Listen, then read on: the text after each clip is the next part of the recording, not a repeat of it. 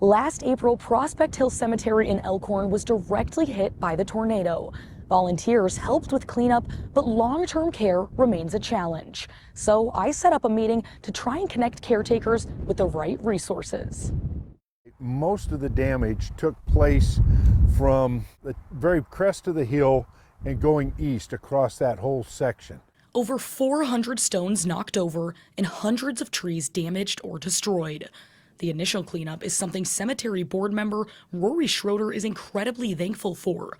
But now, the nonprofit-run cemetery is struggling with funding. We had to break into our reserve funds that is what we keep for perpetual care. And we were using funds out of that in order to pay people and everything else. Rory says they reached out to FEMA, but there wasn't anything they could do. So I contacted FEMA myself, and they told me there is assistance available for cemeteries. That's when I got in contact with Jan Zurcher. I said, let me reach out and ask some questions. And my FEMA person said that would be awesome. And so that's how I got your information, and we've started this whole project. Jan is the chair of Nebraska VOAD, a group of voluntary organizations active in disaster. Working together, we set up a meeting with the cemetery to connect them to those that could help. When we walked in the room, we really didn't have any idea what their needs were. Jan brought with her 2 members of the Omaha Community Foundation.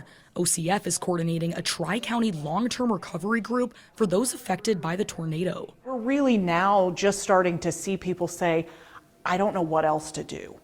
And that's really where the long-term recovery group is ready to step in and help. After hearing their needs, OCF invited the cemetery board to speak at their next monthly meeting. We have some grant ideas.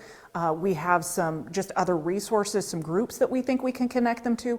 It's a step in the right direction to continue care for loved ones lost here at Prospect Hill. To be able to make contact with them and for them to share with us what's available and what could be possible is just absolutely tremendous.